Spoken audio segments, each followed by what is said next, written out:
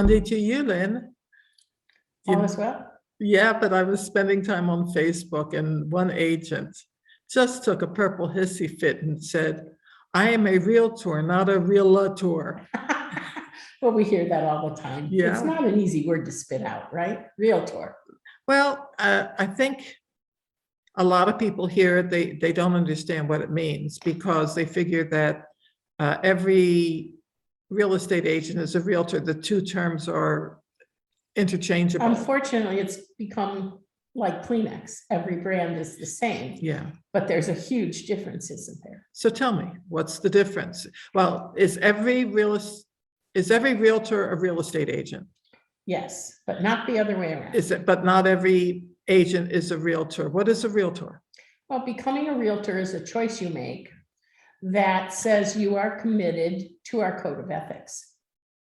Now, there are a lot of other benefits. Wait. Who's our? The National Association of Realtors has created and developed over many years. It's nearly 100 years old in its original form, but the Code of Ethics is a living, breathing document that basically establishes how real estate agents will conduct themselves, how they will treat their clients, and how they will treat one another. And it is a Bible, if you will, for the industry that a realtor agrees to live by. And so to me, it's a very important decision.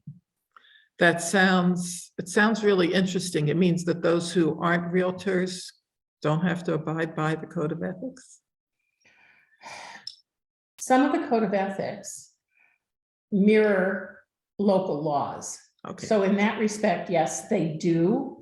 But the cool thing about being a member and a realtor member means that we have vehicles available to us to handle disputes internally, to settle disagreements about commission, that there's a structure in place that keeps us very well self-governed. And if you're not a realtor member, it's very difficult for it to be self-governed, and the dispute often would escalate in ugly ways to the courts. And go to courts, and we are required to have arbitration. Actually, I'm on the Professional Standards Committee. Oh, tell me more of that. Yeah, well, there's a fairly comprehensive process in place if there's a conflict. Right. And it starts with a phone call. And even talking on the phone call with somebody, see if there's another way to resolve the dispute. There is optional and greatly suggested mediation. And if the parties still can't come to a solution, there's arbitration. Right. But we agree not to go to the courts. Well, it also provides an avenue for the consumer to file Absolutely. a complaint without going to the time and legal expense of going to the courts. I think the fee is minimal to have a dispute or a problem adjudicated through our internal panels. And there are consequences for bad behavior, all the way up to having your license suspended.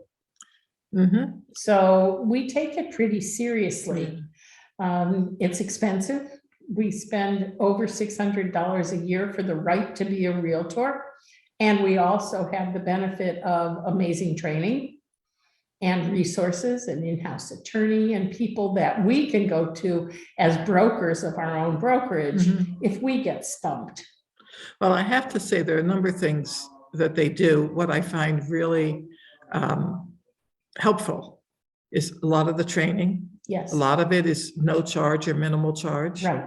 And I like the fact that they have a lobbying organization to help protect homeowners and their rights and real estate. There's talk now in Boston putting a 2% transfer tax on real estate transactions.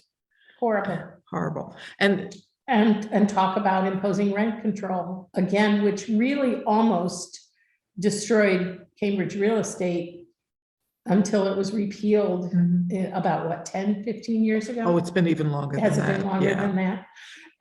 So there's a strong lobbying arm. both locally at the state level and at the national level. At the national level, I know that many times over the last decade, every time Congress is looking for another pot of money, they keep trying to take away the mortgage interest deduction, which would be really detrimental. Catastrophic. And every time the real estate lobby has stepped up to protect us. What I find really interesting is that lobbyists are good when they're on your side. Maybe not so much if you disagree with them. In this case, I strongly agree with them. So we get a lot of benefit.